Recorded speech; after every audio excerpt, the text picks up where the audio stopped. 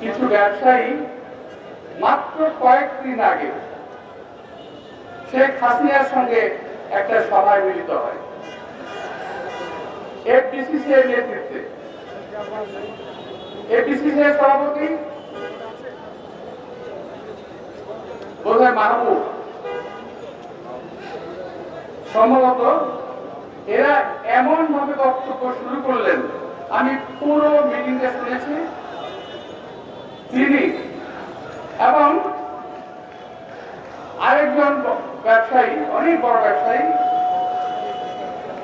তারা হাসিনাকে এমন ভাবে বলতে শুরু করলো যে আমরা আপনার মৃত্যুর পরও আপনার সঙ্গে থাকবো। আপনারা বুঝতে পারছেন, আপনার টেলিভিশন খুলে দেখবেন যে মৃত্যু থাকবো, মৃত্যুর পরেও আপনার কাছে থাকবো এবং আপনার ক্ষমতায় টিকে থাকার জন্য যা করা দরকার আমরা তাই করব। কারণটা কি? কারণটা হলো হাসিনার সময় এই সমস্ত চামচা বৃন্দ যত টাকা কামাই করেছে সমস্ত টাকা তারা বিদেশে পাচার করে দিয়েছে, একটা টাকাও দেশে রাখে নাই।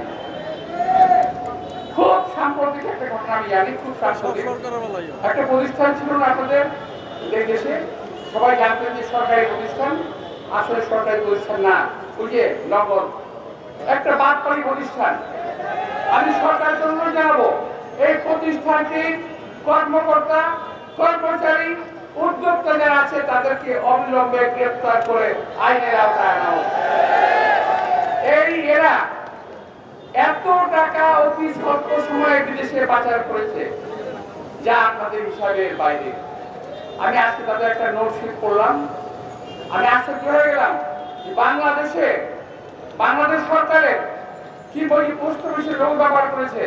এই পোস্ট অফিসের লোগোর কোনো ওদের কোনো নাই, দায়িত্ব নাই।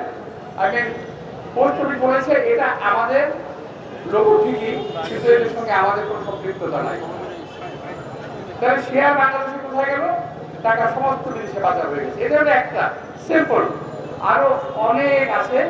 এইভাবে বহু লোক চামচাগিরি করে শেখ হাসিনাকে টিকিয়ে রাখার চেষ্টা করেছে। তাহলে তাদের কথা মতো বোঝা যাচ্ছে এই যে সরকারের হত্যাকাণ্ড, এই যে আকাশ থেকে গুলি করে, এই যে স্নাইপার দিয়ে গুলি করে মানুষকে হত্যা করা, এদের পিছনে এই সকল ব্যবসায়ীদের হাত আছে, সকল ব্যবসায়ীদের টাকা এদের সঙ্গে হাতে আছে।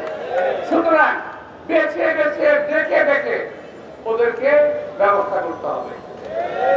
আমি একটা অনুরোধ এই সরকারকে জানাবো যে ধরলেন আর যা কিছু করেন, তবে টাকাগুলো আদায় করলে এখন যে বাংলাদেশে যে ক্রাইসিস, টাকা যে সমস্যা, সমস্ত সমস্যার অর্ধেক সমাধান হয়ে যাবে।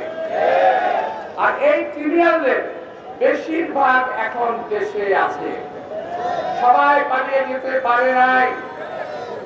আরেকটা ঘটনা আপনাদের বলি, আমি শেষ করবো। যেদিন শেখ হাসিনা পালিয়ে যায়, উনি ঢাকার বহু রাস্তা দিয়ে ক্যান্টনমেন্টে যাওয়ার চেষ্টা করেছিলেন, পারেন নাই। উনি পরবর্তী পর্যায়ে একটা জায়গায়, সম্ভবত আমাদের যেখানে আমাদেরই হয় বৃক্ষ মেলা হয় কিংবা ওর কোনো এয়ারপোর্ট বাণিজ্য মেলা হয়, সেখানে কোন রকম হেলিকপ্টার দিয়েছেন, নামিয়েছেন, ওখান থেকে ক্যান্টনমেন্ট গিয়েছেন, ওখান থেকে উনি একটা C-17 প্লেনে করে পালিয়ে গেছেন। এখন এই যে সালমান এফ রহমান, আমি খুব দুঃখের সঙ্গে বলতে চাই, এই সালমান এফ রহমান সেদিন তার সঙ্গে প্লেনে ওঠার চেষ্টা করেছিল, কিন্তু তাকে নেওয়া হয় নাই। হাসিনা তাকে নেয় না।